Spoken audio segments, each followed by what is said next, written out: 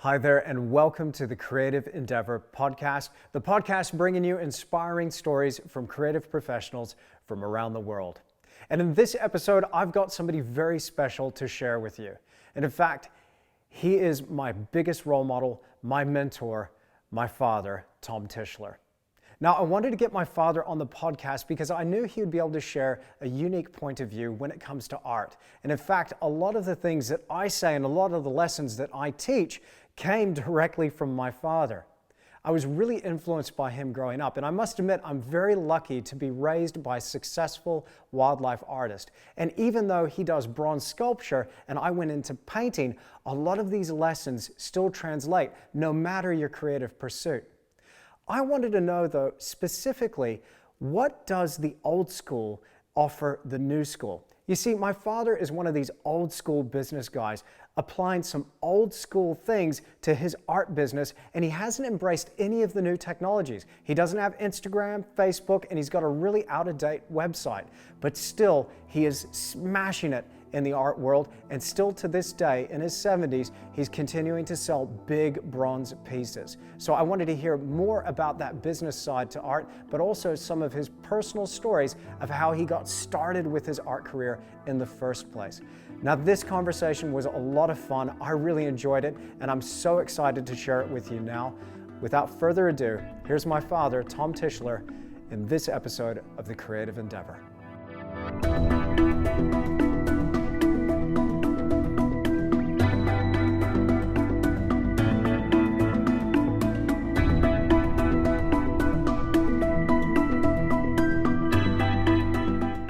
Well, Tom Tischler, Dad, welcome to the podcast.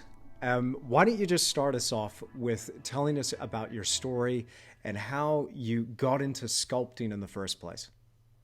Well, son,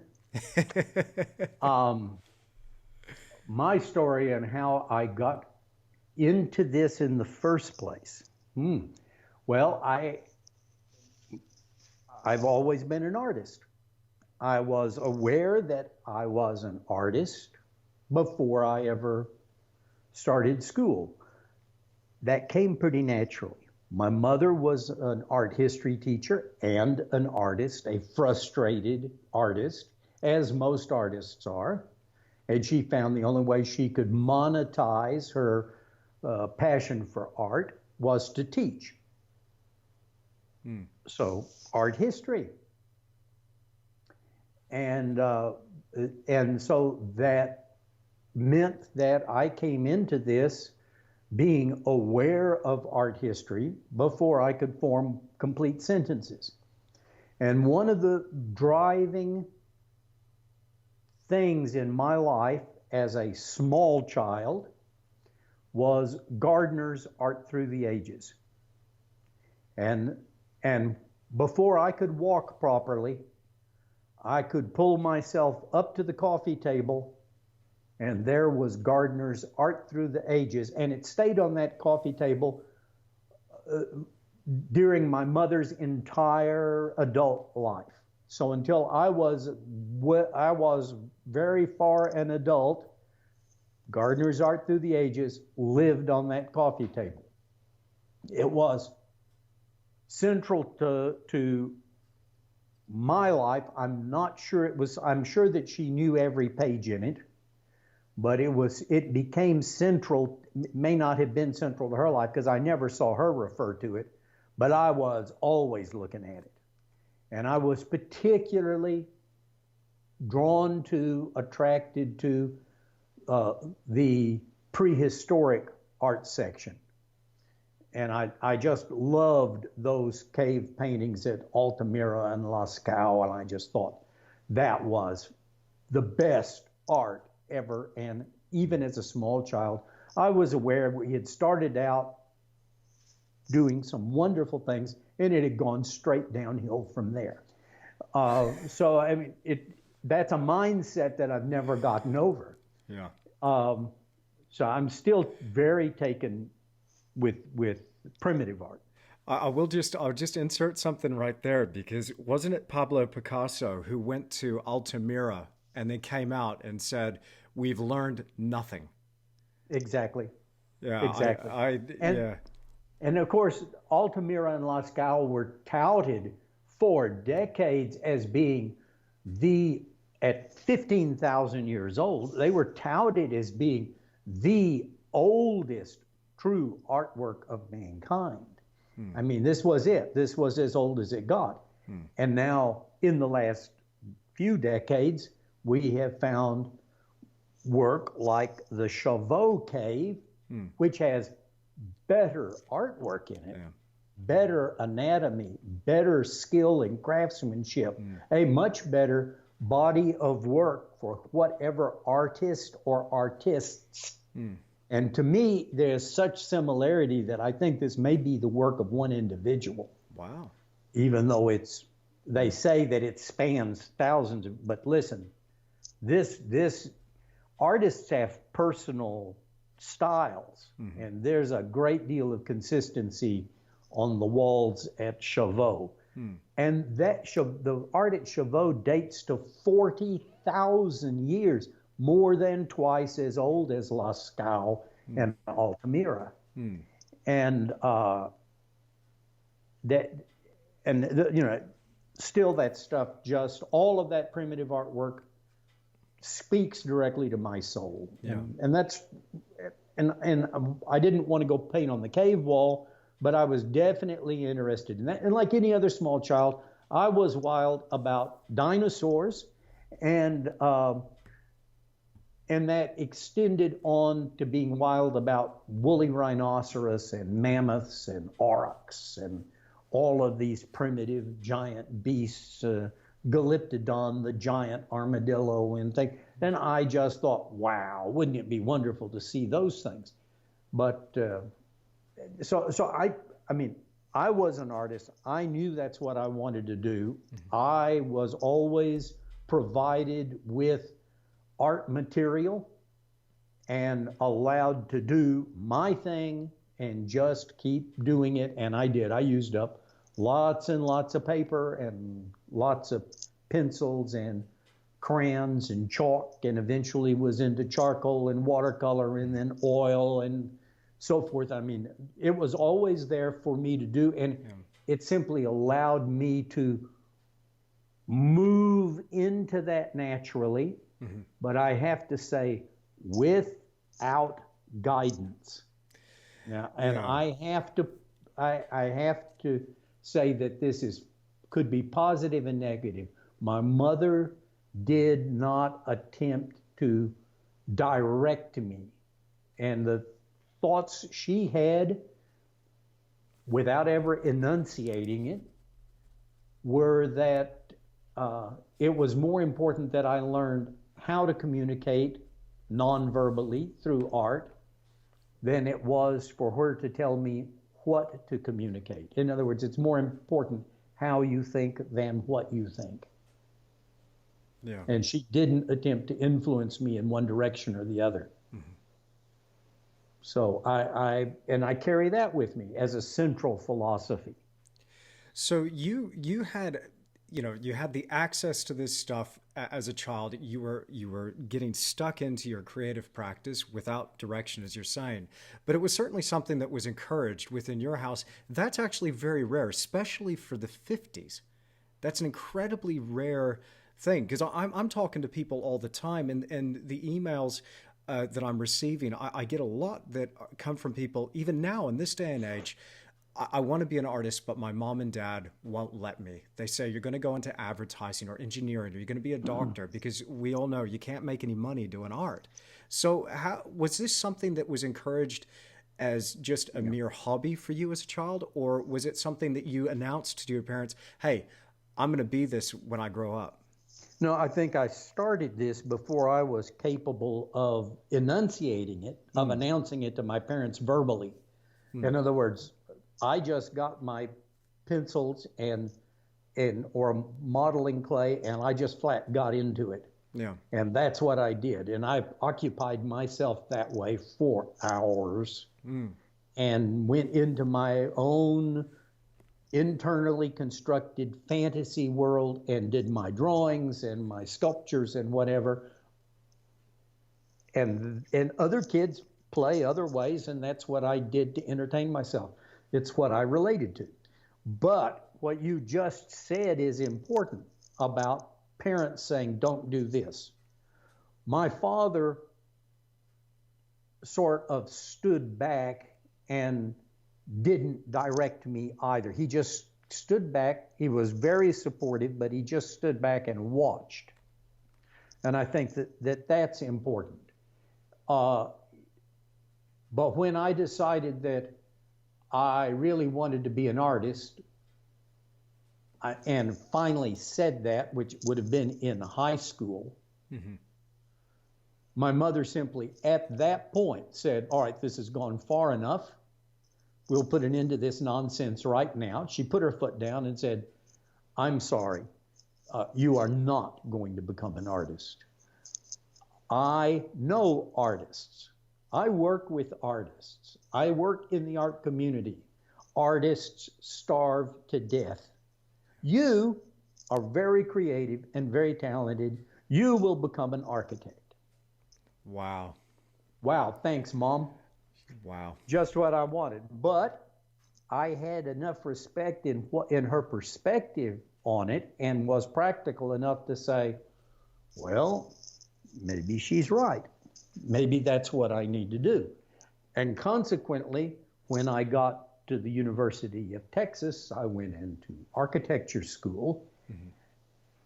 And I have to say that helped my art immeasurably. It taught me to think logically. It taught me to think in an organized way.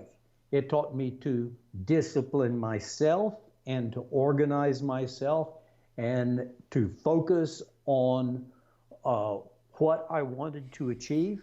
And it taught me about planning. And without that, I don't know how the hell I would have made it as an artist when I eventually did become an artist. Yeah. So when you were at the University of Texas, you know, and you're learning all of these new things, can you give me some maybe a specific example how something that you were learning within your university course really directly benefited something in particular about your particular artistic process? Well, absolutely. In fact, that term, artistic process, came out of a discussion I had with a close friend who was a year ahead of me at university. And he had been listening to some lecture, and he was expounding, pontificating on this concept of the art of the creative process. Now, he was talking specifically about architecture, and that there is a creative process that you could employ. Well, this was a new concept for me, and so I was very interested that perhaps there was some methodology that would help me be more creative. And so I embraced that totally. And then when I became an artist, I found through experience that there were lots of methodologies, separate methodologies, like the artistic process, like project management, like business planning, like risk management or financial planning, that applied directly to me as an artist. And I was able to have enough perspective on this, enough distance from it, to realize this is what I have learned is actually for architecture, but I can modify the methodology to fit this other trade. Art being a separate trade, although very close to architecture. I mean, they share a lot of similarities. In fact, if you look at architectural the architectural history textbook of monuments of architecture and compare that to Art Through the Ages, the art history book, you you realize that there's a very soft and blurry line. In fact, much of the art in the art history book is on the walls of those monuments. Yeah, that's right. Yeah, yeah. And so there's a blurring of that. It's a continuity there. So it's not a long reach, but I was pulled out of that out of the art world and put into a field with much more rigorous training. Mm-hmm. And I think that was, I don't think just highly beneficial. I think that was critical to my eventual success as an artist. Absolutely critical. I don't think I could have done it without it. It's interesting because, so while you're in your architecture course, were you thinking this stuff at the time, going, okay, look, I'm here now. I can see the practicality behind what my mother is saying. I'm here now. I'm studying. This is going to help me be a better artist. Or are you only seeing that benefit in retrospect? I'm only seeing the benefit in retrospect. At the time, my focus was on being a better architect. Yeah. So you had jumped into this new thing, and that was your intention at the time, to be an architect. Yeah, absolutely. Wow. But, I mean, look, I had just come through a period of my entire time in high school. My focus was I'm going to become a veterinarian, because my father was a veterinarian. Mm. So I was thinking that, and I worked for my father in his clinic as a kennel hand, as a veterinary assistant, hold the cats while they get their vaccination, hold the dog while its foot is bandaged or whatever. I mean, I did that for years. Mm-hmm.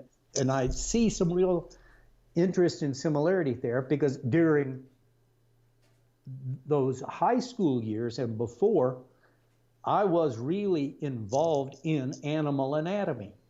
And here again, we see a correlation, a juxtaposition that's hard to say how much did that help?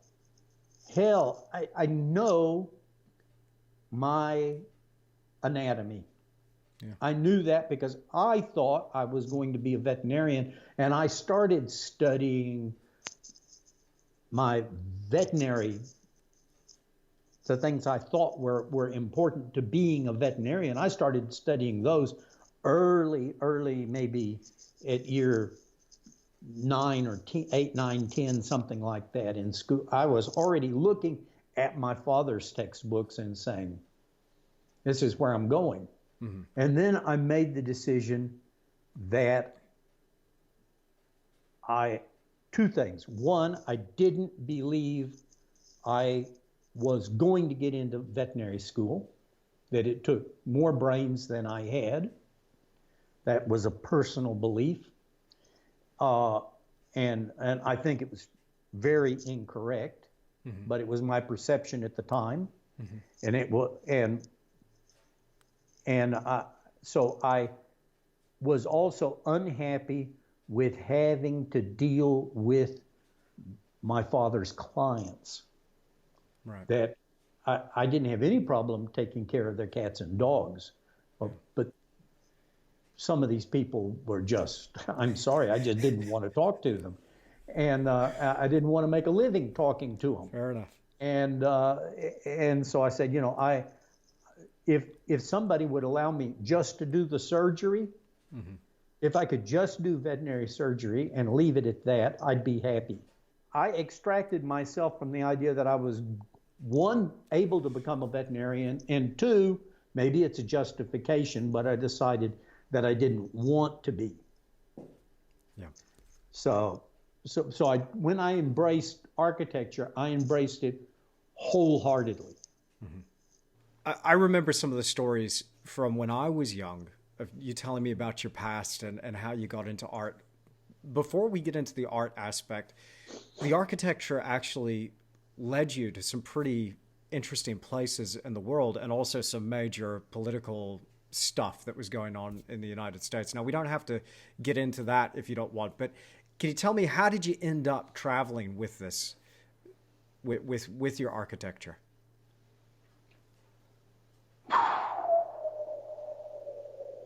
Is there a I better, don't want to avoid that. No. is there a better No, way I that think I can that's ask it? good. Is there a better? No, I think that's good. I think that's fine. I'm just trying to decide how do I approach that, and how do I say that?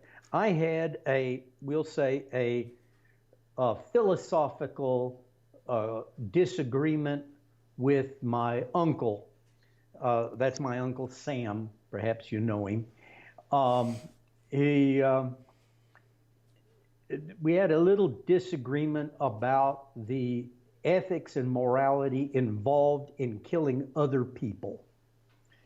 And so I became and was registered as a conscientious objector, and decided that there was a saying that was popular at the time among those people who didn't understand. America, love it or leave it, and that meant fall into line or piss off. They wanted you out. And I said, you know what? I'm not even offended by that. I think you got a point there. And so I just bundled up and left for Europe. Right. And as soon as I hit Europe, I reverted instantly back into art mode. Right. That wasn't even a hesitation. Was this during the time you were at the University of Texas? It was at the end of university, yes. So you didn't actually have a chance to finish your studies? No. How far into your studies did you get before you were called into Vietnam? 3 years of a 4-year course. Wow. So you hit Europe. Where's the first place that you get to? Well, I got to the first entry point was Reykjavik, Iceland. So I spent 2 weeks in Reykjavik, Iceland, and I spent the entire time painting watercolors. Wow. I just did landscapes, watercolor landscapes. And I was highly influenced by Ted Kautsky's books, which I had brought with me in the luggage. I mean, when you're packing to go to Europe, what do you carry? Books. I carried Ted Kautsky. Yeah. And I was interested in Kautsky, had become aware of Kautsky, and started to follow Kautsky because Kautsky allowed me to do architectural perspectives and renderings and so forth. And he improved the way my architecture looked, even though he was a landscape artist. And I loved his style, and so I started to emulate his style. And then I saw that he had a book on watercolor, so I got that book, studied that book. And so when I got to Iceland, I started doing and amassing a body of work only over a 2-week period, but it still amounted to dozens and dozens of watercolors. And so I was concerned about money, very concerned about money. And so I approached an art gallery to see if they could sell or take some of my work or do something. And they said no, they were filled up, they didn't have any room, and they just simply would not buy anything outright, that was their policy. Mm-hmm. And that me moving on, staying in Iceland was problematic. Well, it should have been obvious. But the lady was nice, and she said she would like to see my folio, which I was holding under my arm. And so I handed her the folio. She opened it up, spread the paintings out on the desk, just stood there looking at it. Then she called someone out of the back room. that someone was the owner. She said, "You've got to come in here and look at this." And so the other lady came in and looked at the artwork and said, "Oh, that's nice. Oh, that's Surtsey, and that's this place, and that's the other place." And "Oh, that's wonderful." And they said, "Well, what do you want for these?" And I put a price on it. You know, it was something in the neighborhood of $10 a piece. Good money back then. And big money for me. Big money at that time. I mean, this is 1968. Mm-hmm. $10 a piece, you know, and I was starting with that and was willing to negotiate. Mm-hmm. And she said, "Just a minute." And they looked in their purses and they bought all of it. Wow. They just bought the lot. And I was very pleased with that. Well, of course. So they go from saying, "Hey, we don't buy artwork outright. That's not our policy." Then you show them, and now suddenly they've changed their policy. And not only that, they reached in their own pockets, wow. And they bought it for themselves and for gifts. They did not buy it to put in the gallery. Yes.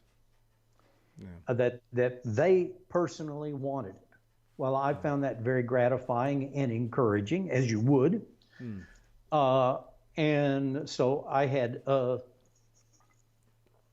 maybe $250 or $300 or something like that.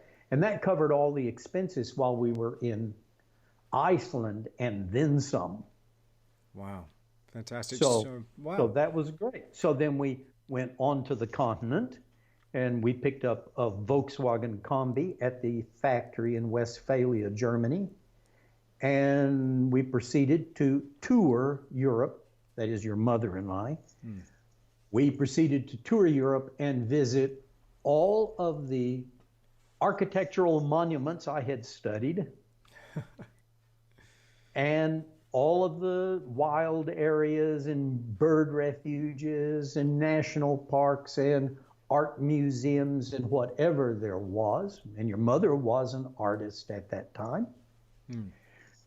And so we had overlapping interests, and Europe was just a smorgasbord of wonderful things to focus on. And so we started setting up and painting the monuments, the architectural monuments. And it's easy because you simply get a brochure about whatever the community has to offer, and they'll tell you which monuments they're very proud of. And when you go there, there will be tourist buses full of American tourists who have been brought over to see the monument. And so when they get to the monument, well, there's someone sitting on the wall just in front of the monument, painting the monument. And they get to see the artist at work, and they get an opportunity to buy the painting that they see the artist doing. Yeah, that's a good little business strategy right there. So it worked very well. And it was funny, though. I found that they were primarily American tourists, and that they were disappointed when they found out that I was an American. They would have much rather that I'd been Norwegian or Dutch or French or anything but just another damn Yank. So I decided that the main thing to do was to keep my mouth shut. So they would come up and they would get out their phrase book and then try it in French or something, and I'd look at them like, "What the hell are you on about?" And they'd say, finally they'd point to something and it would say, "How much is this?" And then I knew where it was because I had the same phrase book, and everybody did, and I'd flip through and I'd point to whatever price this is $5. Yeah.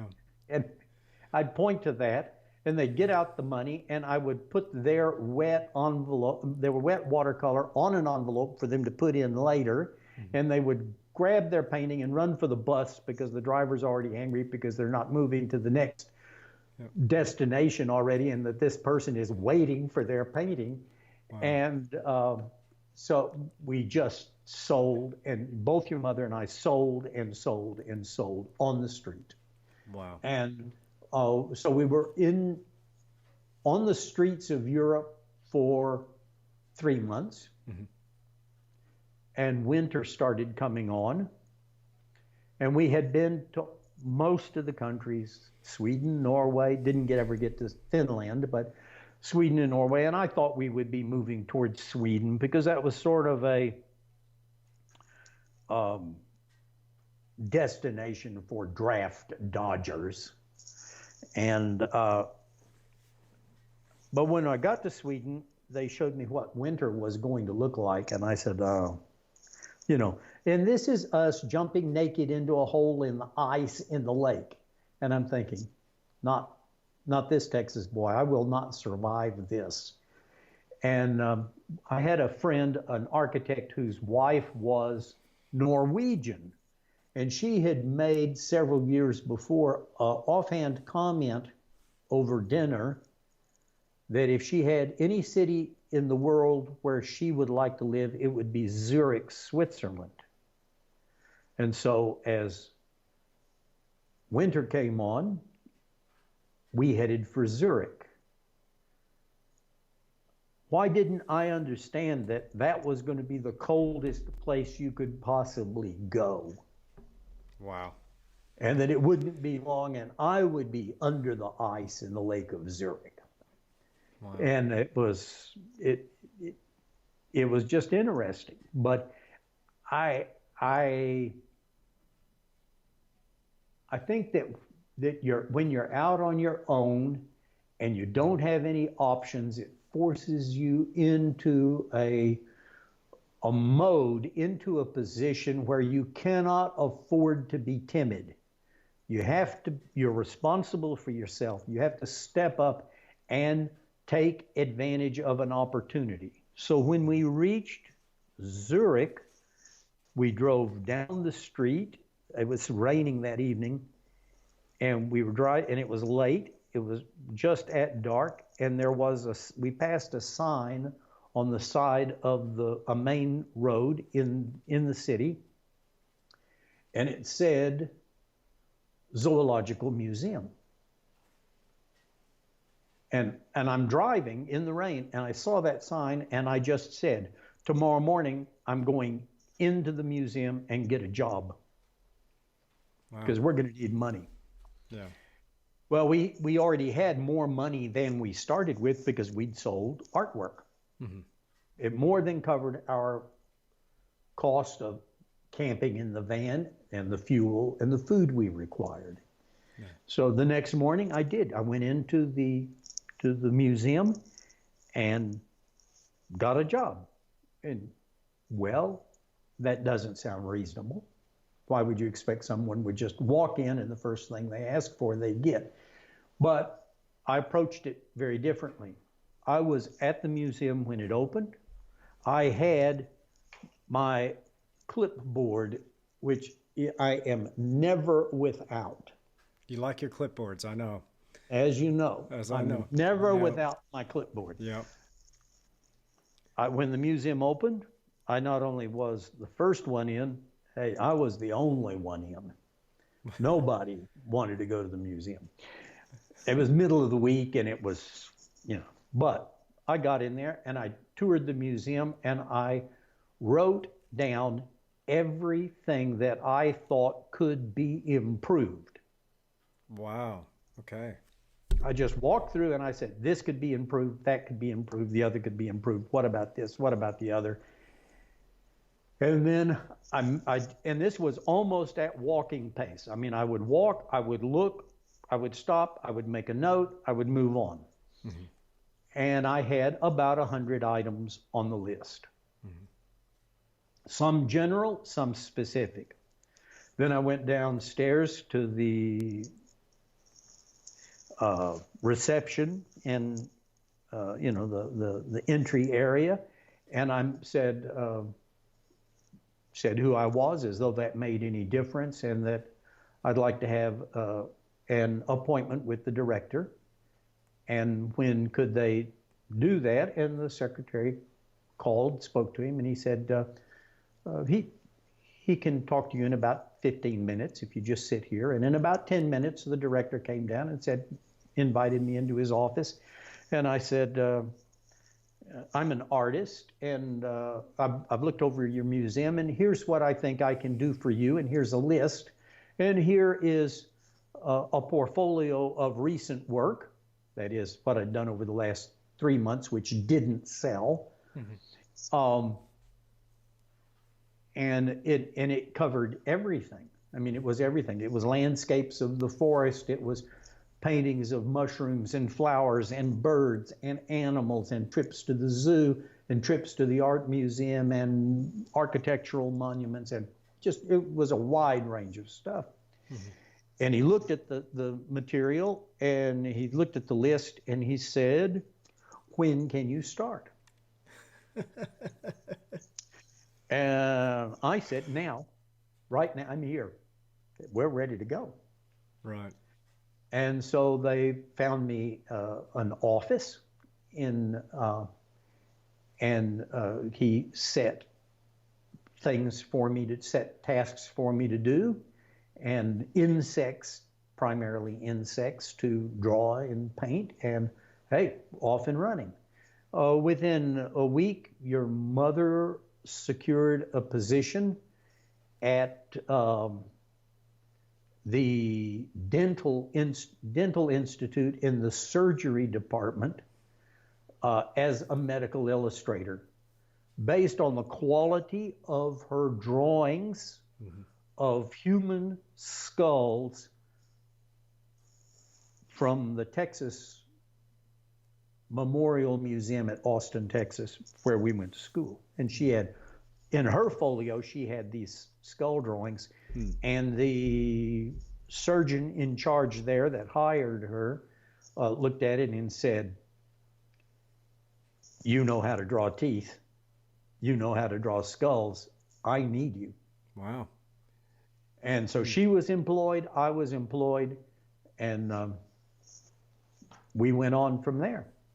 So you're working this job. You've landed on your feet now in Europe, and what I really want to know, because this is still what I'm unsure about from being really familiar with your story growing up, is that catalyst. Then, like, you're getting into the artwork now, you're producing it on your way through Europe, but you still haven't made that plunge into full-time art and jumping all in. I want to know what was that moment like for you? Do you remember the time and place where it was like, I have to do this and this alone? There's no job, there's no nothing else. It is just about the art for me. Yeah. Well, it was years later. I mean, I traveled extensively, being an architect slash artist, but jack of all trades, in that sort of field, in the creative, jack of all creative trades. Whatever was needed, I could provide, and I did quite a bit of traveling. And it was years later when the decision, the opportunity came, when I became aware that that's what I was going to do.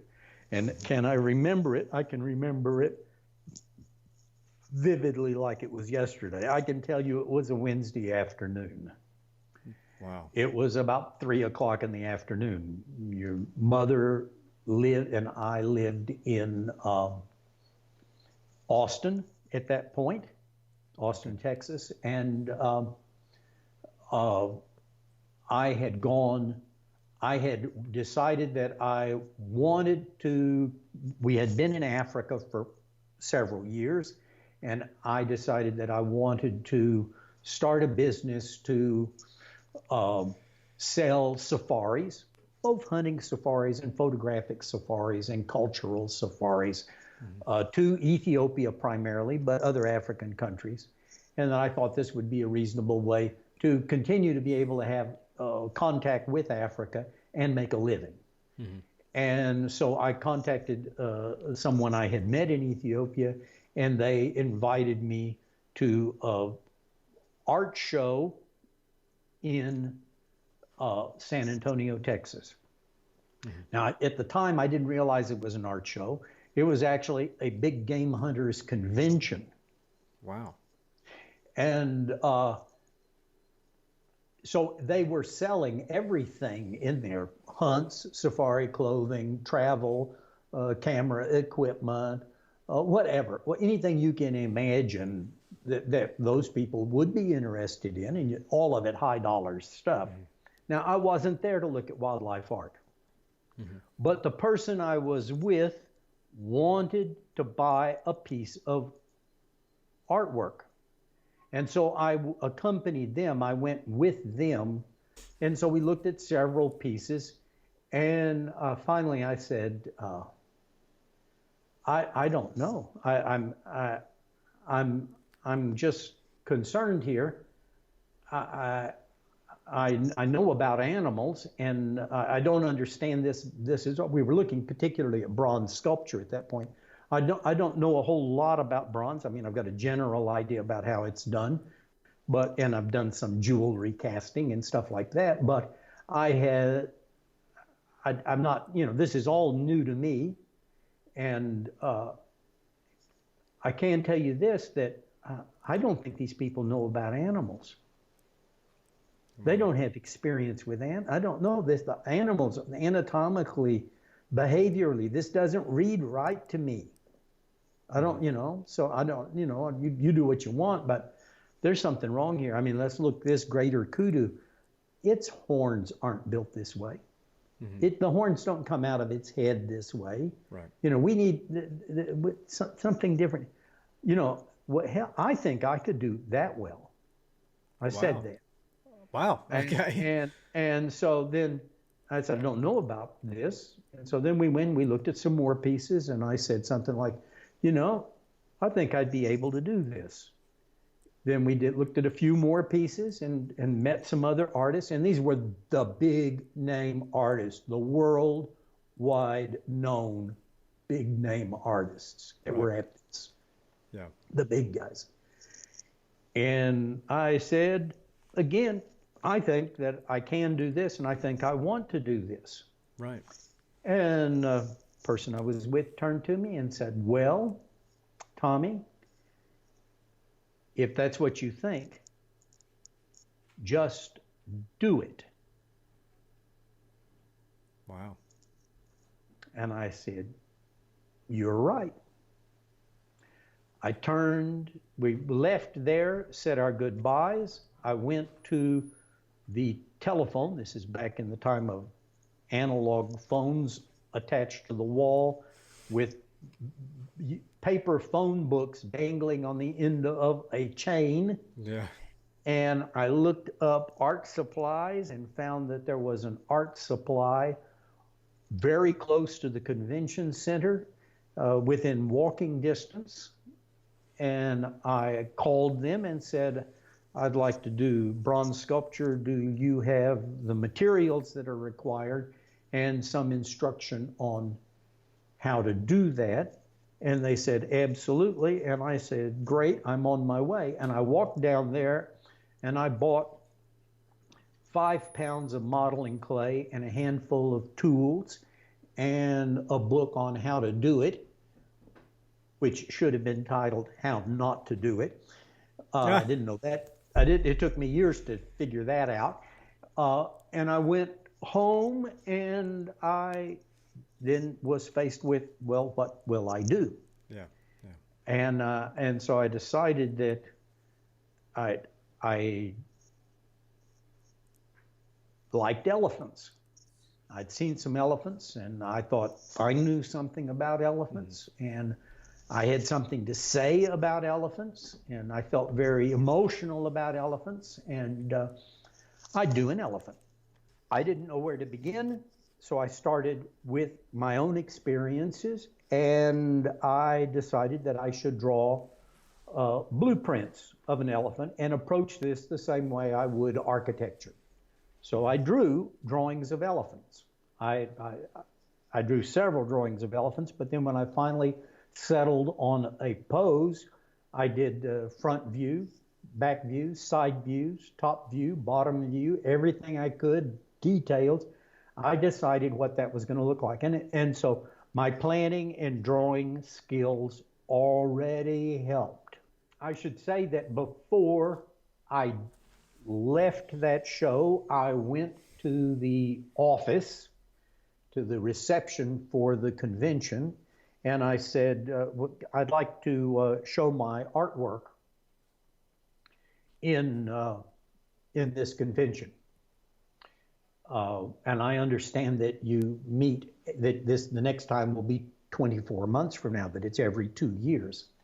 And she said, yes, that'll be fine. And here's the information on it, and gives you all the information about being a prospective artist. So they were prepared to consider somebody.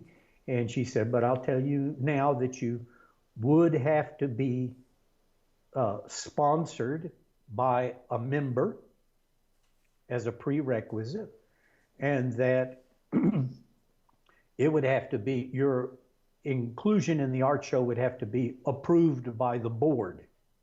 They would look at your artwork and decide whether they wanted you in their art show or not. Mm-hmm. And I said, fine, that's understandable. And then she said, that's great. What kind of artwork do you do? And I said, I do bronze sculpture. Haven't done any yet. how long have you been doing it? And I said, I haven't started.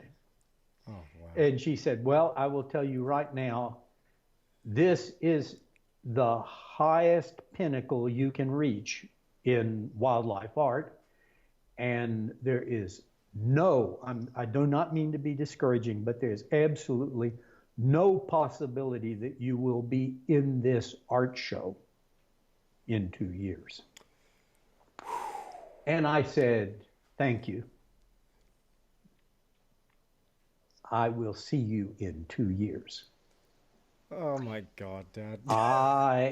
And now that's pretty gutsy and pretty ballsy. That's a pretty bold statement, isn't it?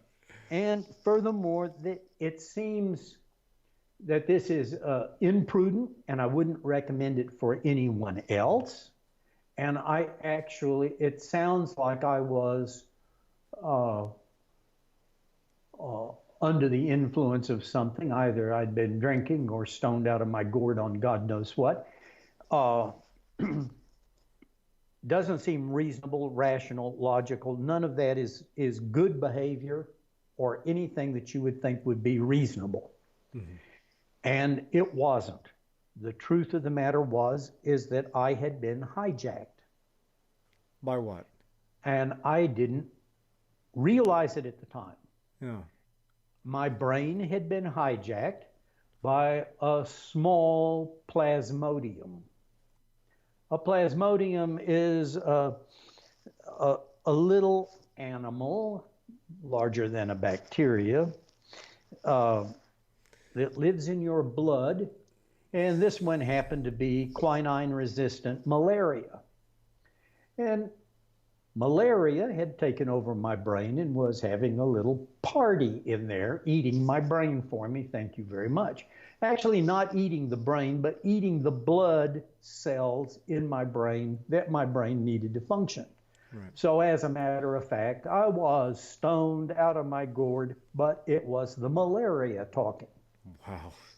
Well, so I did get my stuff for my elephant, but before I could start my elephant, I needed to have a week in the hospital. Wow. Okay.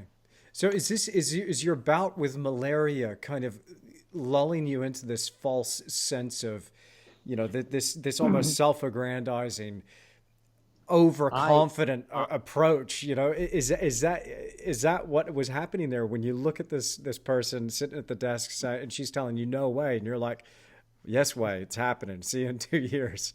Yeah. Well, this is very much. I don't see that there's any difference between what happened to me and being drunk. Right. They're both oxygen deprivation to the brain. Yeah. Right. And so I was drunk. That's the way it was. And so I got over my malaria. It was rugged. It Yeah. was a bad time in the hospital, Yeah. and the whole thing was rough. I mean, I was delirious. Hmm. They had to be taken to the hospital by ambulance. Wow. I mean, I just came unglued, Yeah. and it was really bad. Hmm. But when I came around, there was my lump of modeling clay and my elephant plans, my dream to do an elephant. Hmm. And somehow, while my brain was in a severely deranged state, Hmm. I had focused on a new star in the sky on which to chart my course. And having changed my ship bearings, I was off in a new direction, and there was no turning back, Right. no varying the course. I knew where I had to go. I knew what I had to do to get there, and I was determined to make that happen. So over the course of the next few years, as you're building up your work, because I do want to finally address the rhino in the room and the billy goat and the turkeys and the jackrabbit and the gorilla. For people listening to the audio version of this podcast, you can also find the video version of this podcast on YouTube, and you will see in the background behind my father all of these fantastic sculptures which he started in recent years. So this period of time when you just are getting into your art and you're starting to build up this body of work, what happens then? How did you end up turning this into a business? Because I remember, just to kind of cut ahead a little bit here, I benefited from a lot of the success that you had in terms of the lessons that you were able to give to me. And I remember you actually went into it being relatively successful from the outset. When you hear about the trajectory of many other people's art career, you actually had a pretty meteoric rise to success pretty early on, where you were able to sustain your creative production. So can you walk us through that, what that process was like for you and how you managed it? Well, there was a learning curve in the beginning. My first few pieces were naive compared to later pieces, and you would expect that. I certainly would think that anyone who practices something will improve. And so that was no different with me. It did improve, but I did start off at a pretty high level. So remember, my objective wasn't to be, I didn't have a goal to be the best in the world. I didn't have a goal to be anything other than I thought that I could beat the other competition that I saw. So that's where that was my objective, was if I'm going to compete successfully in this market, I have to do at least that well. And I was able to do that well from the get-go. Mm-hmm. And so I was very lucky. But hey, I had an entire childhood behind me of drawing and sculpting and painting. Mm-hmm. And I had a lot of experience, which I gained from architecture school. I had a lot of experience, which I gained from the work that I had, architectural and otherwise, after that point. And I certainly, because I had spent 5 years in Africa working in the national park system as an architect, I had enormous backlog of experience with animals. Yeah. And it's animals that is your main subject. I mean, that's primarily what you do, with the exception of a couple of figures that I've seen you do. It's mainly wildlife, isn't it? Right. And I only consider that humans are just another species of animal. Right. So I don't see that as any different. We Sure. have the same bones, the same Latin names on the anatomy. It's no different. Humans are no different to me than the animals. I mean, it's not like there are animals and then there are people. It's there are animals and we are one of them. Okay. That's fine. That's fine. I don't have any problem with that, and I easily reach over and get into people. So I've seen all of this new work behind you, and it's actually been a few years since I've been into your studio.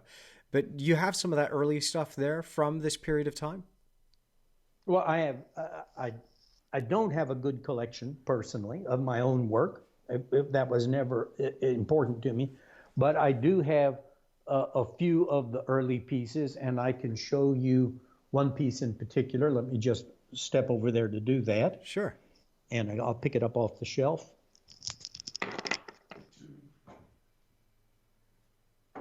And this is obviously going to be in the video version if you're listening to this podcast.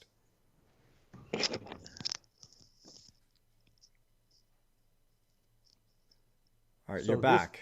You got all it. right, I'm back. Good. So this piece is a little on the dusty side and unloved, but it gives you an example of one of the early pieces and the quality that I was able to produce for that particular market.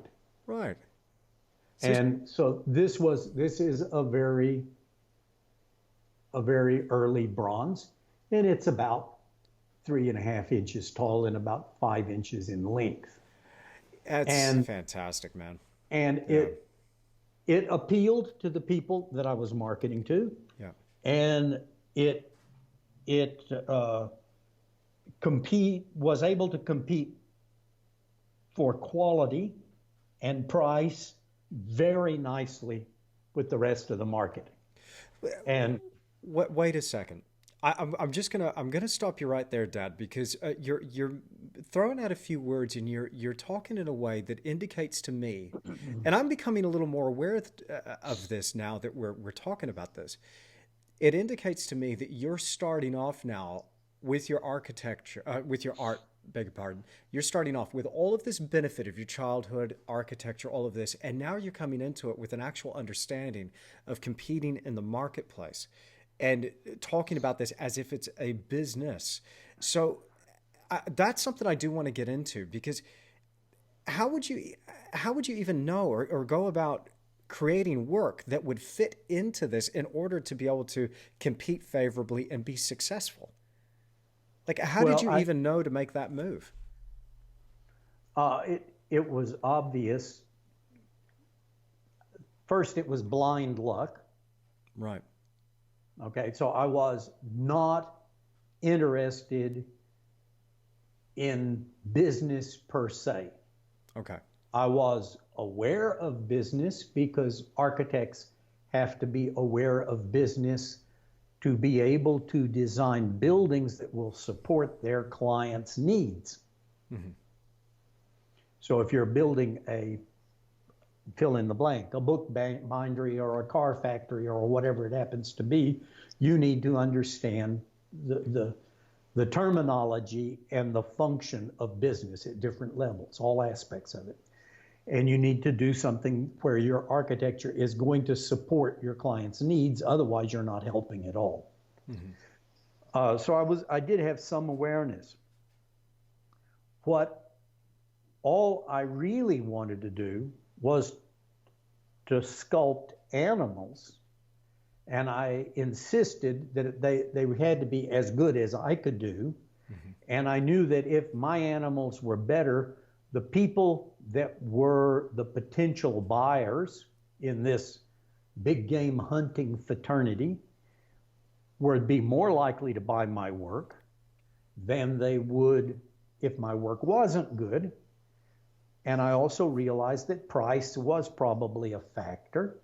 And so I needed to offer the highest quality that I could provide at the lowest price that I could manage and still make a living.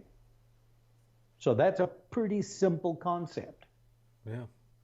Well, I mean, it's a simple concept, yeah. Amazingly effective. Yeah, it's not terribly sophisticated. I mean, it's just it seems to be sort of an obvious sort of thing. It's fine. Well, it might not be sophisticated or have the sexiness of like this really grand, complicated business plan or anything, but you stumbled onto something that worked. And as soon as you had that magic formula, it just seems that you carried the scene. You kept doing and doing and doing. So give us a snapshot about where you are today. Let's jump right ahead now, because now let me Well, just now let's not. Let me just insert into the middle of that what okay. happened in between. I Okay. started off I started off with an excellent business model. Yeah. And then I looked around and thought, this is so easy. This will apply to other areas as well. Sure.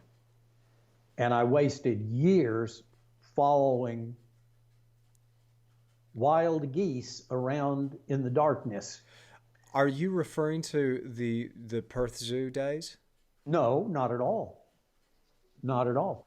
No, I'm referring to other art markets and ways of other business models and other markets which I approached and could not make work. Give me an example of what you couldn't make work. All right, for example, I decided that it took, and was just from a personal observation, uh, I decided that it took three things to close an art sale. That the person had to have enough money to buy it. They had to be wealthy enough to buy a piece of artwork, and art in general is a luxury item. They had to have an interest in the subject material. It had to be something that they liked, that they were interested in, that they felt personally about. And then they had to have the feeling that they wanted to or should collect art. And if you didn't have, they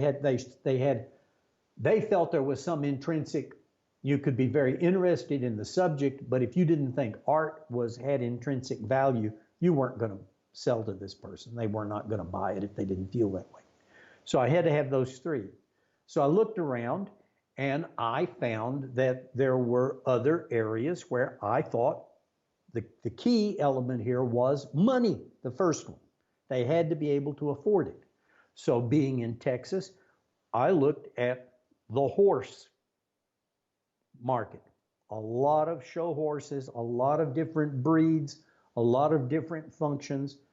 Horses might be great. Another one was very parallel to that. There was obviously a lot of the people that were cattle breeders, not meat producers, but cattle breeders. They had big ranches, they had lots of money, and they had particular breeds of cattle. So I basically wasted about 18 months to 2 years trying to do horses and cattle for my Texas clients who also were interested in hunting locally. In the meantime, the international hunting market, the safari market, if you will, continued to buy my work. So that was bread and butter, but I became distracted by thinking I should work this thing closer to home. Now, what I didn't understand at that point was that as an artist, I'm not a manufacturer, I'm not big business.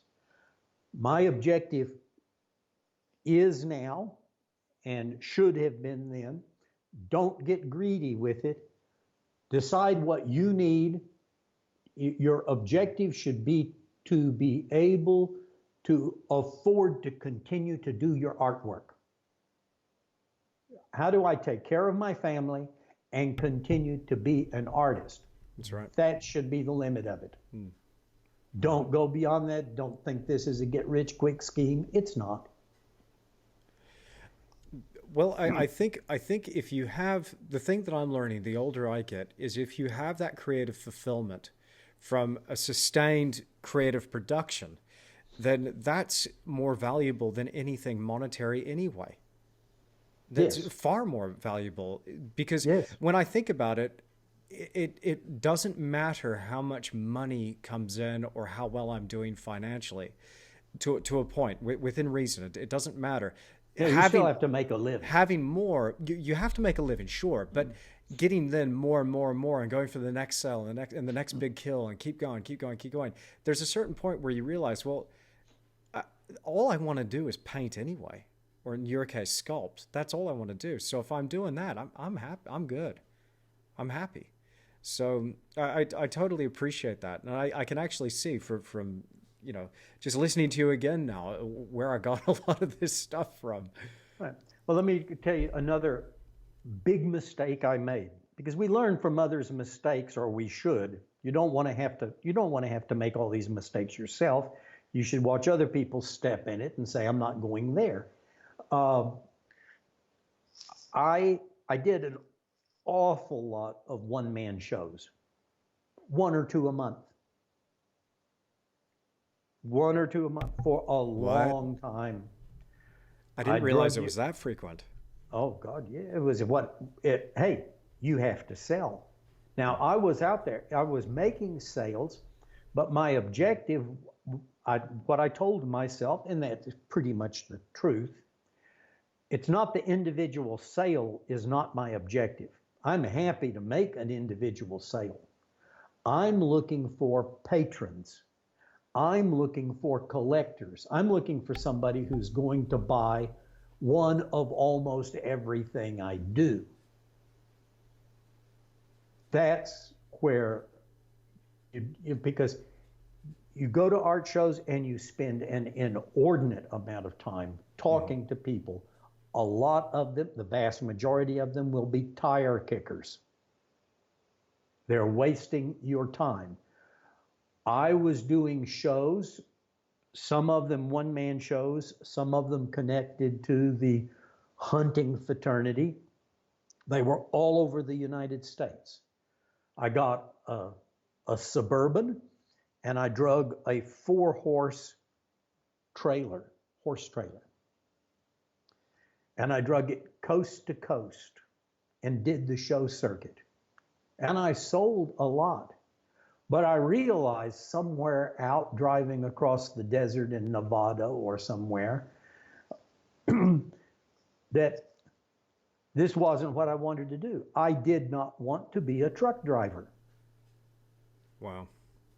Yeah. That this is, yes, you can make money doing this, but at what cost? This living on the road, I'm neglecting my family. When I say I'm neglecting, I'm not there to take care of you, and I'm absent for too long a period of time, and I'm exhausted by having to drive to the location, set the show up, work the booth, and then box it all up again, load it back in the trailer, and drive to the next destination. And it's rough when you have one show in Atlanta and the next one is in San Diego. You're driving across the continent. And when I drove across there were others, not artists necessarily, but other commercial members working the same show. And we stayed at the same motels, and we passed each other on the highway and waved and honked, and we knew each other. It's like gypsies in a caravan moving cross country. It's a very strange lifestyle. It's a lifestyle I chose to try to move away from. Right. Right.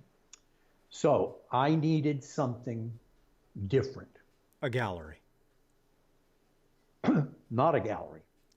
Well, I had already tried the gallery path. That was another mistake I went down. I thought, well, okay, galleries know all the people with money, and the people with money come to the galleries, and they spend their money at the galleries, and and for them finding a buyer for you, they're going to take a percentage. And so it's obvious that you have to build some of that percentage into the price. And you don't have the contact with the buyer that you would if you made the sale directly. But so it has good and bad points, and all you have to do is have enough galleries and to make the numbers come out. You just have to make it up in volume. So I selected a group of galleries spread out across mostly the southern part of the United States. And I had extremely painful experiences trying that model. And in a nutshell, I don't have a lot of good things to say. I don't have anything good things to say about them. I'm sorry, but I mean, I'm still angry and bitter about the experiences that I had with them. It's really interesting to hear you say that, because and I do want to get more into the business side of things, because looking at you and your business model, you've made this work independent of galleries, but also independent of the online realm. As for me, that online realm wasn't even a simply thing. Not a possibility. It wasn't even a thought. It didn't exist. Yeah, no. It wasn't even a thought. But you had this, so you had to make it work on your own. For me, I think it's relatively easier because I'm able to communicate with clients a little bit more readily, and we now live in a global community. Everybody's connected. So I say to my students now and people that listen, there's never been a better time to be an artist. But there you are in the 70s and 80s. The best you can do is pick up the phone. You can't send an email. You could send them a letter by snail mail. I did. Well, I had a newsletter, which I went down to I either ran it off at the copy shop or I had somebody print up 200 letters, and I hand addressed them, hand addressed the envelopes and licked the stamp personally and sent, and usually wrote a personal note at the bottom or on the top of each one to the individual I was sending it to. It was the personal contact. Mm-hmm. And therein lies another important factor. Your clients are as interested in their personal relationship with you as they are interested in your artwork. They want to be able to say they knew the art, they know the artist. They want to be able to tell their friends. They pick up something off their desk or off their mantelpiece and say, this piece was done by my good friend. Do you think the gallery model would have can work, if that one policy was enacted where the client and the artist could meet? No, I don't. I think that there's more wrong with it than that. I think that it's a flawed business model from the beginning. I think it is based on what I call the lemonade stand model. And that is, you set up a card table and a folding chair out on the edge of the street, and you get 2 lemons and half a cup of sugar and a pitcher of ice water, and you put up a little sign that says lemonade 5 cents. And then somebody wanders by and decides to buy a glass of lemonade from you for 5 cents. That is the gallery model. Mm-hmm. They think that they get people to come into their gallery by having an exhibition or show. And so they have some gala night where they invite one or more artists to display their work, and they provide wine and cheese, and people come out of the woodwork. The tire kickers come out in force to eat the wine and cheese and hobnob and think that they're doing something cultural. And you make enough sales to cover the cost of the wine and cheese. Now, I'm sorry, but this is not the way to do it. Now, if an art dealer has now this statement will date me again, has a Rolodex. A Rolodex is a telephone number file that is a complete circle, and so you can flip through the file and pick out someone's number. If they have a list of buyers which they represent, and they don't even have to have your artwork present, they just need a picture of it. In today's world, this is really easy. They can contact their buyers and say, I have an opportunity for you today only. If you'll get back in touch with me now, you can buy this painting. Yes. If not, I have to offer it to someone else. Yeah. But you're next on the list. Do you want it? Yes or no? And they sell everything basically before you could even go to the store and buy the wine and cheese. That's a different model. I only know a few art dealers in the entire world that operate that way. Well, they're probably worth working with. I'm only gonna. Sorry. I like to argue with you, Dad. I do remember. There's one art dealer who I managed to have a fantastic relationship with for over 12 years. And him and his wife running that gallery down in Applecross, you'll remember, Applecross Fine Art, Colin and Gay Dixon. Remember it well. And remember it well. You'll recall from that, Colin and Gay were the only people that would actually have a client in the gallery ready to buy work and then call me up to come in and meet them. And we worked it out in such a way where we had an amazing working relationship that lasted for years. But it was also, okay, so it might have been a limiting factor that it was in a physical location and could not move around. So yeah, I can take the point about being a lemonade stand of sorts. However, the market and the climate, at the time in Perth for buying art, it was a really good time as well. So there were a lot of things going for it. But I think what it came down to at the end of the day is we had a winning combination of, I was young, I was producing some nice big paintings, but I had the right agent. I think so. I think that if you're not going to use the gallery model, you then must have a different business model which you will use. Yeah. So, okay, if that's not it, what model will you use? That's the next question. So there are problems, as far as I'm concerned, there are problems, insurmountable problems with the gallery business model.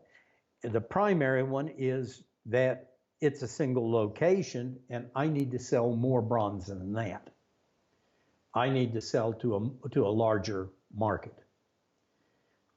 So I set about trying to locate other alternative markets that had a different profile. So quarter horses and prize bulls didn't work. Driving this horse trailer all across the United States didn't work. You hit the wall with that.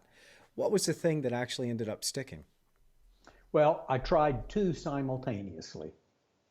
I tried museums, particularly zoological, natural history museums, as a possible clientele. And I worked that very hard, put a lot of money into developing that market. And then I worked zoos. And I put an equal amount, maybe even more money into developing the zoo market. But I have to say, what you do, you try different things, and if something is successful, you do more of that. So zoos were more successful, so I eventually dropped attempting to sell to museums at all, because it was more trouble than it was worth, because zoos had picked up the slack. And now it's been 25 or 30 years exclusively zoos. So give me, I remember you telling me, but give me some sort of idea now as to how many bronzes or how many different zoos have your work as of 2019. I would say that there are probably 250 life-sized animals out there in about 150 zoos. Wow. And so once a zoo buys, I mean, I know they actually end up buying more than one life-size bronze. Some do. Some Yeah. do. Depends on whether they can afford it and whether they appreciate the value of the bronze to their institution. Yeah. It is a lot of that is the insight of the director. Does the director think that this improves his facility? Talk to me about how this now works as a business then. How do you even approach this? It seems like the most complicated thing. It's like, oh yeah, I'll just get my bronze in a zoo. Can you walk me through the steps as to how that actually ends up eventuating?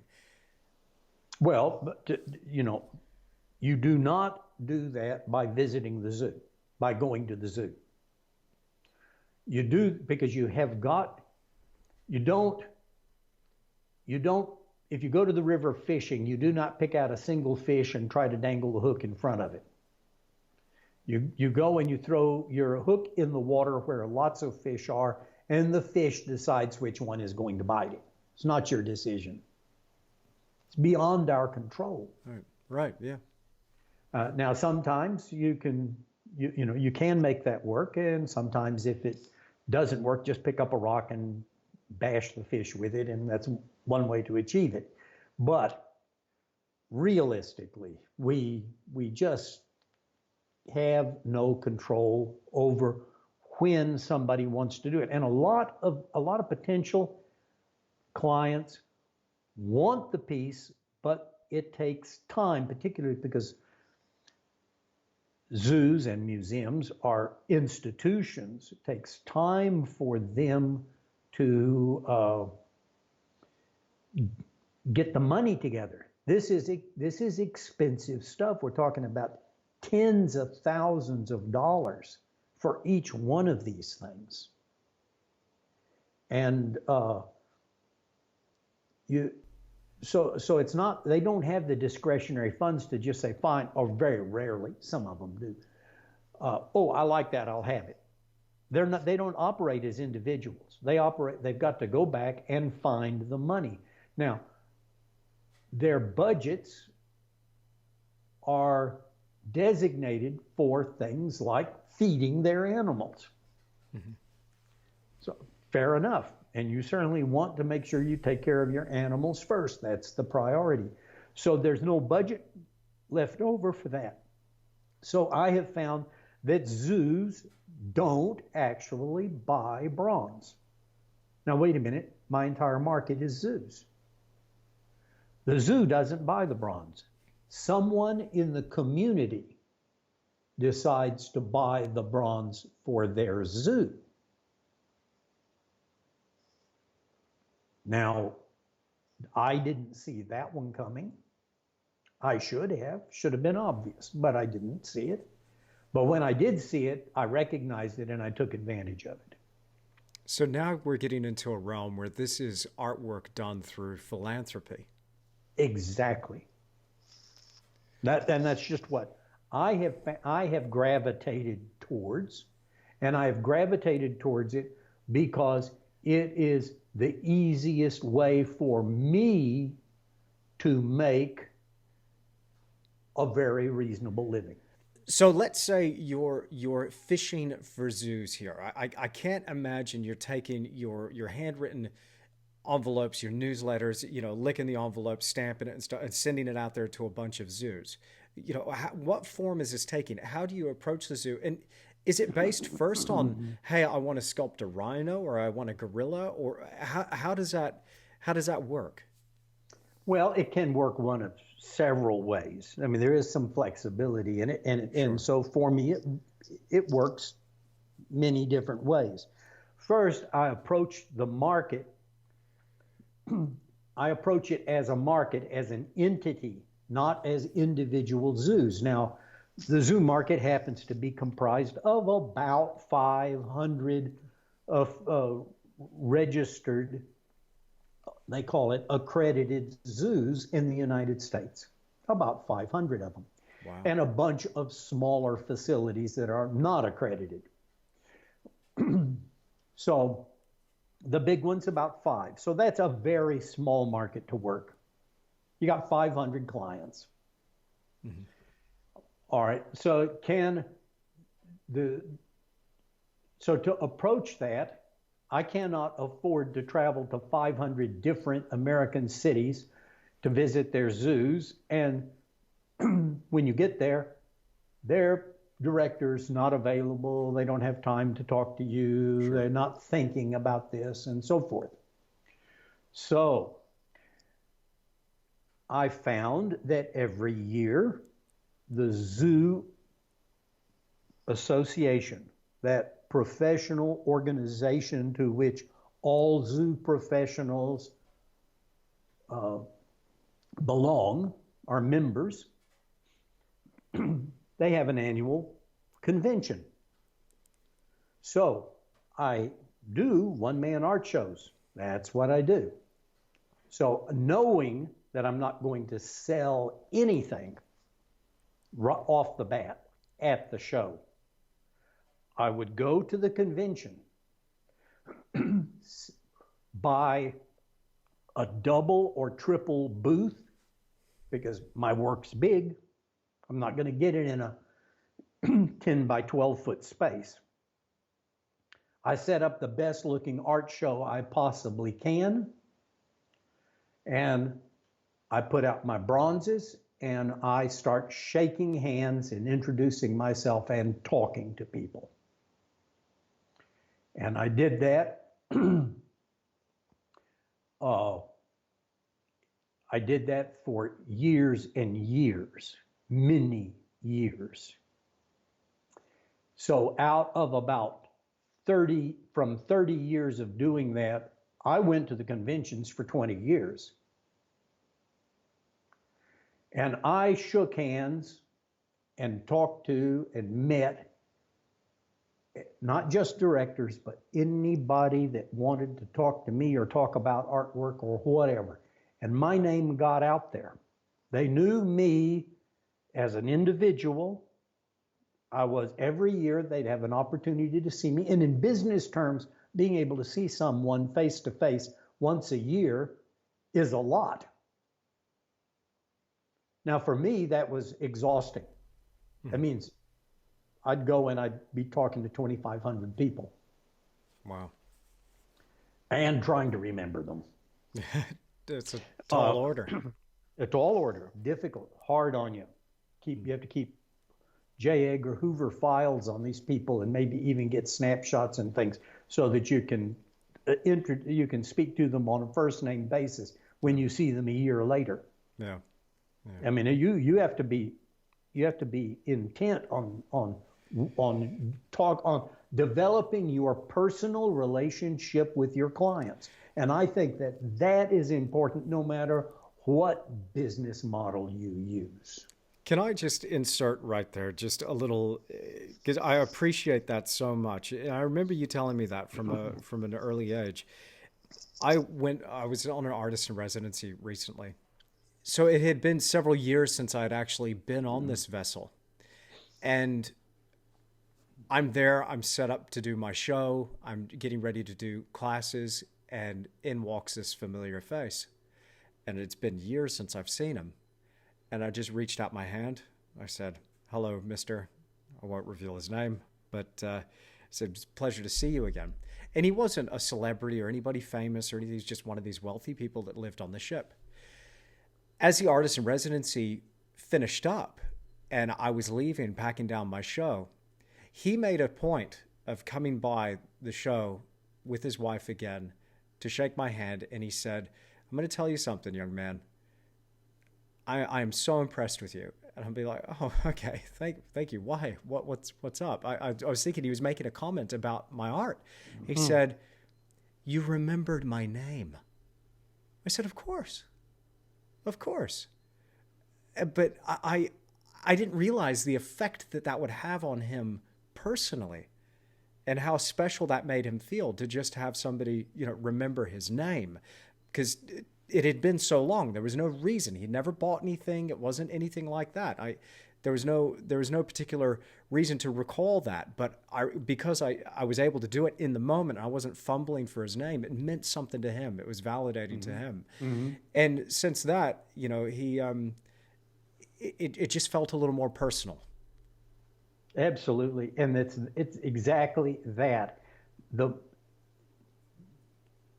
What you did by remembering his name is you made a statement to him, you are important to me. That's a very personal thing to say to someone. You're important enough to me that I remember your name after a year. And I remember the names of my clients, even from back in the big game hunting days when I was working that particular market. Many of those people have already passed away. The vast majority of that group have. But I remember them like it was yesterday. If I was able to transport myself back to one of those conventions, I could walk in and start shaking hands and greeting people on a first name basis and pick up a conversation that I had from. So how is that done? You remember the names because you care. You care about this person, and you know that it's important to remember them, and you think about them again after the experience is over, and after you leave and you're at your easel and your mind is going back over things, and you remember, oh, I remember so-and-so when he came in and he asked me this. And of course, my mind works that way. And people say, oh, easy for you to say you have a photographic memory. Well, I'm not sure what that means. Yeah. But I certainly consciously try to remember people's names and faces. And I think that if you're saying, well, I don't have a memory for names and faces, that you haven't trained your memory. You need to train your mind, your memory. And the best thing to do with remembering your clients' names, and that is to register it. It's not that we don't remember the name. We never heard the name properly to begin with.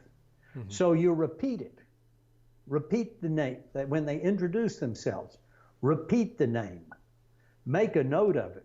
I'll tell you which names I really remember. It's sometimes difficult just to remember somebody who comes up and kicks some tires and gives you a ration of crap about your artwork. But the ones I remember the names on, I remember names on checks.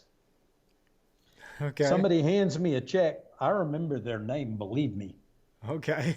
That check amounts to a lot of rent and groceries. That's what it means to you. Well, hang on a second. So that therein, when you're making a sale and you've got money from your client, this is what I feel, and I've said this in the past in podcasts, where it's a sense of overwhelming gratitude, because by paying you money, they enable you to do that thing which matters to you most. It's this really beautiful transaction. They're validating you in such a way that, hey, I think you're doing a wonderful job. Please keep going. I love this work so much. I'm going to live with it. And of course, you attach now that name and that person with this emotional trigger. And that drives it even further into your memory. Yeah, I like that. That's exactly right. You strike me as a sort of guy. You were aware of building a personal brand in the age before Instagram, because now that's what it's all about. You hear people like Gary Vaynerchuk or Gary V talking about this all over his Instagram about building your personal brand. And there's a book that I really like that I've listened to on Audible recently called Crushing It by Gary Vaynerchuk. And what I realized when I was listening to this book is going, well, this echoes so much of what I was brought up with about building the personal brand. Now it's easier for us to do this with the use of social media. But you did this in a real tangible, old school way. And now even though now you're living in the age of Instagram, the internet, websites, Facebook, email lists, all of this, you're still physically interfacing with people. What is it that you think the old school can provide to the new school? Wow. I'm simply not, I simply don't have the understanding of the new school to be able to address that properly. Well, I can tell you what the old school looked like. Well, let me just. I'm watching you, and I don't understand. Well, here's the thing. Let me let me rephrase this in a way, because I love the way that Tony Robbins put this. In the age of information, we're drowning in information, but we're starving for wisdom. So we have all of the gadgets. We have all of the whiz-bang ways of interfacing with our clients, of dealing with people in a direct way, even though it's through cyberspace, but still people are finding it a struggle to make the transition into deriving an income from their creative passion. And to me, I feel like the answer is not necessarily, this is just personally, I feel like the answer doesn't necessarily, exist with beefing up your Instagram account or getting more followers on Facebook or improving your website, that sometimes it can come down to just looking at the physical requirements of the artwork itself, maybe improving your work. So to me, I'd look at that as an old school way of it all comes down to to what you can physically do within your art business, not necessarily just relying on these technological crutches. Yeah, well, I wouldn't know how to rely on them. Right. I mean, I don't do any of it. Yeah. Other than I have a very out of date website, and I have an email address on which people can reach me, and they do. Wow. They write to me an email and inquire about whatever they wish to inquire about. And that's the sum. That's the totality of it. They know generally that my website is 10 years out of date, dreadfully in need of a rebuild, not just update it, but rebuild, because my website was built in HTML. Okay. And you can't change it. It's not user friendly at all. Right. It's set in stone, and I don't know if anybody even uses that or can speak that language anymore. I think they can. I mean, our website's an HTML WordPress website, and it can be updated with plugins and all that stuff. So, but I mean, I hear what you're saying. But this was way before there was any systems that you could plug things in and change them. That wasn't available when my website first went up. Right. But so my website does need upgrade desperately, and but I'm not terrible. Things are working so well with it. I can't handle any more work than I've already got. And isn't that the definition of success right there? Of being exactly in a position where you won't see the end to that waiting list. Well, I know that this sounds weird and even braggartly, but right now I'm having a break. I have absolutely suffered burnout, and I'm having just a little downtime, a little break from the business, because I'm coming off of 8 months of 80 and 100-hour work weeks, and that's not sustainable for anybody. much less somebody who's supposed to be retired. Yeah. And I just have been so covered up with it, so busy, and I'm exhausted. I'm physically and mentally exhausted from it. Talk to me about this process then, because I remember again from growing up, you told me when I was a kid, Andrew, I only have time in my life for two things, my art and my family. You stayed true to your word. I remember you cut everything else out. So for somebody who's living and breathing their artistic passion, how do you get burned out? If this is everything too, yeah, how does that even happen? You get burned out. First, art isn't all creative. Okay. Okay? There are creative aspects of it that are very personally satisfying, very fulfilling. But there's always parts of your business that are just plain work. And so consequently, I can be very involved and wound up about producing a new piece of work. And I love that, and I never get tired of that. But then, after I've done it, I have to build the mold. And that's just hard work. Well, you could pay somebody to build the mold, but if you're as picky as I am, they won't do as good a job as you would. And they're going to charge you a lot of money for it. And you can't ship your original safely to them. They're certainly not going to come to you. I mean, I live about as remote as you can get in far north Queensland. I mean, I'm out literally in the rainforest. In Australia, No, the top northeast corner of Australia. That's right. That's right. I'm as far away from the world as I can get. Right. And it's quiet here. I think I win. I think I'm further away from the world.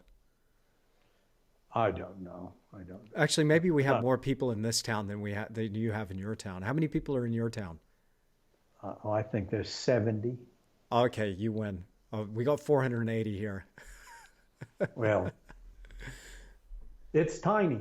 Yeah. And we got 2 streets. And we, it's a tiny country community. Yeah. And the properties here are larger. Yeah. So. Yeah. Sorry, I got you off track there. Yeah, I'm well off track now. I don't know if I'll ever find my way back. I don't know. I was going to say something. Burnout. Yes, burnout. I definitely am burnout. How do you burn out when you enjoy what you're doing? So much of what I was doing, I did my originals. There's no burnout in that. Then I had to build the molds, pull the master copies out of those molds, pack the molds up, send them to the foundries, have them cast. Then you can't send stuff out of the foundry the way the foundry gives it to you. Mm-hmm. So you have to go personally to put your personal touch and ensure that it's exactly the way you want it. And that's just hard work. Wow. And so a lot of it, more than half of it, is not the creative end of it. And building molds is a nasty, dirty process. You're working with liquid rubber and fiberglass resin and urethane castings and stuff, and it's heavy work. And it certainly doesn't occur in this studio. I mean, I have a big garage out there to work in. Let's go ahead and talk a little bit about the process then. Can you take us from the beginning? You're going to do a life-size rhino, let's say. Let's say the rhino that's behind you in your studio, the rhino right. and the calf. And right. How does that start? So we've talked about the process of you get the order from the zoo and you have the buyer for the piece, and now you're starting the process. So can you walk us through the nuts and bolts of creating this work of art? Right. Well, first, you have to have a vision of what you want to achieve. You have to have a concept. And you go through a process of concept development, design development, where you try to analyze it and make decisions about what could be done that would improve the piece. And you do that, in repeating cycles. You do it, you correct it, you analyze it again, you make those corrections, you analyze it again. It's very much like editing the manuscript of a book. Goes back to the editors, except in this case, you are the writer, the author, and the editor. And it means you are responsible for the way the piece is released. Don't pass the buck to anybody else. Just because you don't like doing editing, you can't get out of it. You have got to edit it and improve it and make it as good as you can. All right. So then I start off small and I model it and I do a small scale figure. So here is a model of this rhinoceros. And you see that it's about 5 inches long and about 2.5 inches tall, but it's fairly detailed. Now this is a bronze casting of that piece. From this piece, I needed to refine it and add more detail to it. So I did the piece again, just a bit larger. So there it is, larger. That piece is about 1 foot or 300 millimeters tall and about 2 feet or 600 millimeters in length. So now that's getting me up into the point that that's about 1/5 scale for the life-size piece. Now, at that point, you have an option of which road you're going to go down. The conventional road, the one I have always taken, is that I then begin to build that at the full scale, the full size that I'm going to produce the life-size bronze. And I've done that for 40 years. Just get straight into it and blow it up and carefully measure it and enlarge the piece and put all the detail into it I want. Then I build the mold. The mold consists of a rubber jacket that goes over the clay original and a support case, a rigid support case, and other people use plaster. I use fiberglass boat hull specifications. That supports the rubber and keeps the rubber from distorting. In that mold, you would cast a wax duplicate, and that wax duplicate goes through the lost wax process. That is, plumbing is attached to it, and then the entire piece, the wax and the plumbing, is covered with a fireproof material that goes into the furnace. In the heat of the furnace, the wax burns out, burns away, vaporizes, and leaves a cavity. The foundry then takes bronze, melts the bronze, pours the bronze into the cavity, which the wax had originally occupied. And when that cools, they break the fireproof shell off the outside, revealing the bronze duplicate of your wax or of your clay original several steps before. That's not the end of it. It has to be cleaned up, welded together, assembled, and colored, the finish put on it, which is called a patina. And these are all very time-consuming and expensive processes. It's expensive whether you do it yourself or whether you hire a foundry to do it. I choose to do the molds myself, the original and molds myself, and then I hire the foundry to do the metal pouring, the assembly, the grinding, Then I come in at the last minute for the patina and final finish. Does that make it clear? Yeah, absolutely. So you basically, so what you're doing is the same process for something that is the size of a paperweight, and it's pretty much identical for something up to the size of you did a mammoth, a life-size mammoth. Yes. Yeah, I had no idea when I was 6 years old, climbing on the tusks of that mammoth. I just thought, oh, my dad made a mammoth. I didn't even get the concept. But then when I got older, I was like, holy mackerel, you made a mammoth. Yeah. So you're obviously casting something up to that size in pieces and welding it together as well. Yeah. Well, the mammoth was a lot of pieces. The mammoth was, I once again, I did my study models at various scales, various sizes, and I enlarged it myself, and I built a life-size mammoth in wax and plywood and brown paper. Built it up, Wow. built it Yeah. a rigid armature, much like those wooden toys that you see dinosaurs or other skeletons, where the sheets of wood interlock and they slot together. Yeah, Well, you got those for me when I was a kid. I remember having a T-Rex, a pterodactyl, all kinds. yeah. So I make very much the same thing, but instead of using a real thin sheet of wood, I used half-inch plywood. And on the mammoth, it actually took 50 sheets of half-inch 50 sheets of half-inch plywood and a bundle of 4x2s, or as they say in the U.S., 2x4s. Right, right. Yeah.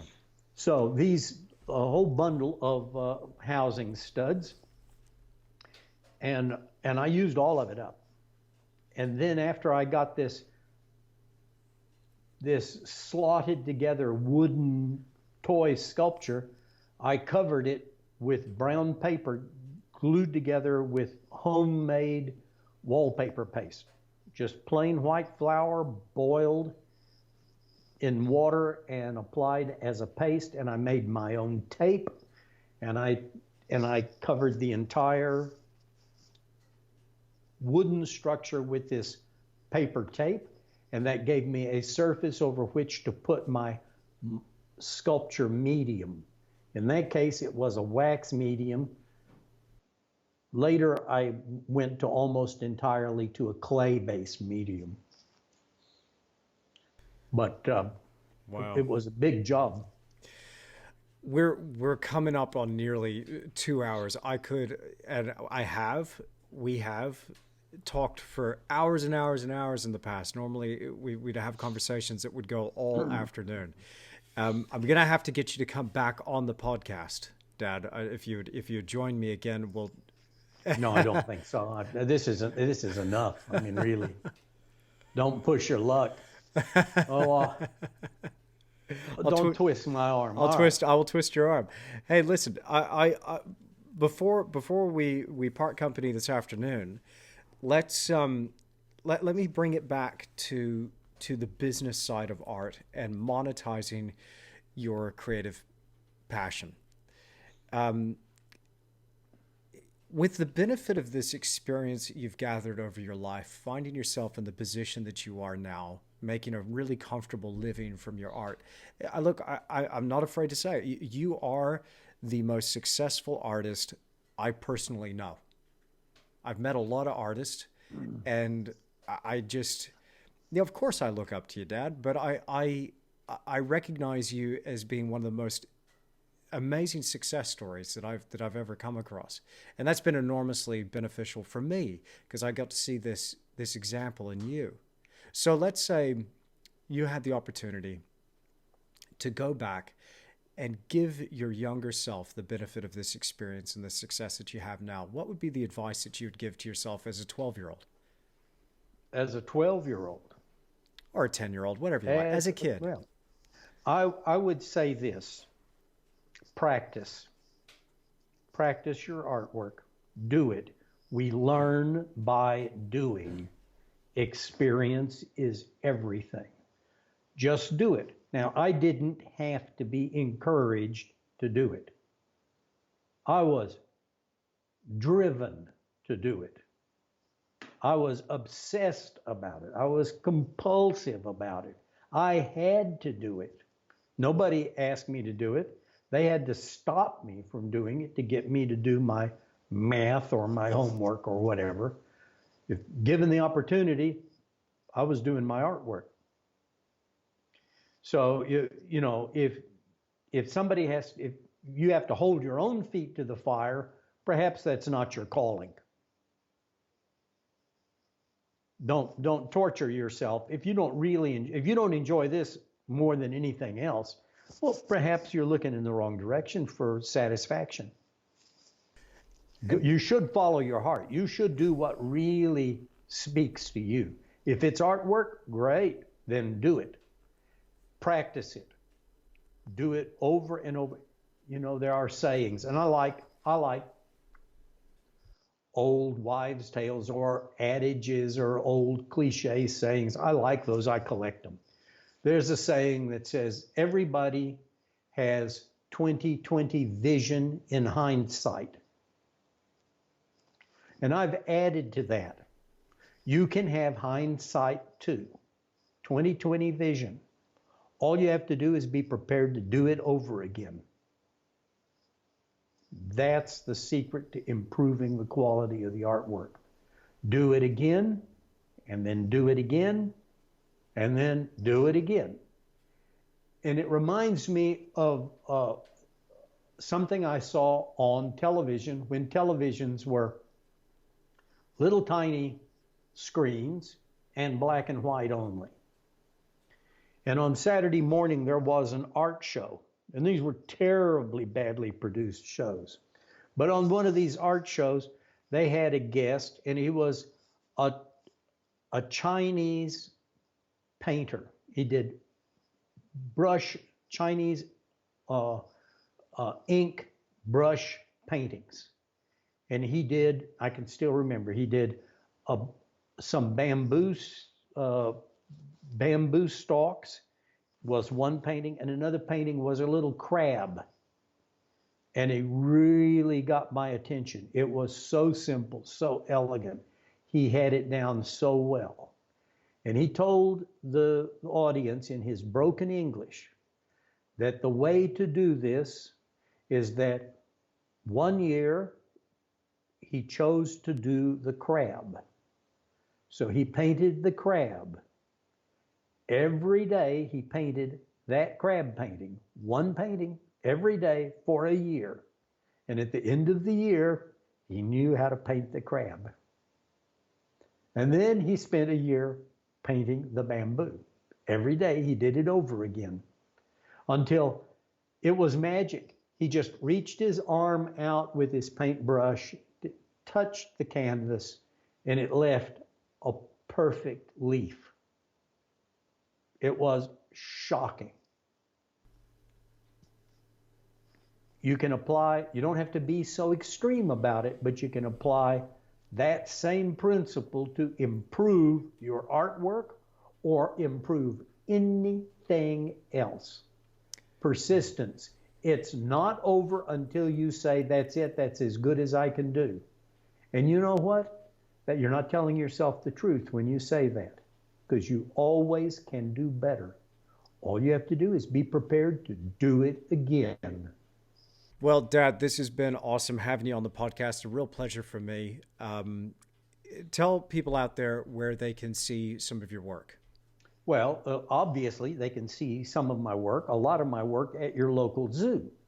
So if you are near one of the big zoos, it's likely they'll have some bronze, and that's likely to have my name on it. I think I have more bronzes in more zoos than anyone else. If they can't get to the zoo, or can't find my work, or just want to look it up, you can look it up online at tomtischler.com, and there you'll see pictures of my bronzes in zoos. Thank you so much for doing this, Dad. It's been awesome. and I'll look forward to getting you on the podcast again sometime. Great. Thanks for having me on, Andrew. Well, I really hope that you've enjoyed this episode of the Creative Endeavour podcast, and a big thank you to my father, Tom, for joining me. Again, if you want to see more of my dad's work, then make sure you click that link in the description down below. He can be found at www.tomtischler.com. Now, a word of warning, his website's really out of date, but you can find some pictures of his magnificent bronze sculptures on there. Now, if you liked this video, then please hit that like button for me and leave me a comment down below. And if you want to come back for more and see more episodes of the Creative Endeavour podcast or some of my painting tutorials, then make sure you're subscribed to this channel. As always, you can find me on Instagram and Facebook, but most important, make sure you're subscribed through my website. It's free to do so. Simply enter your name and email address, and I'm in touch with my subscribers regularly. Thank you so much for stopping by, and I look forward to being with you again soon.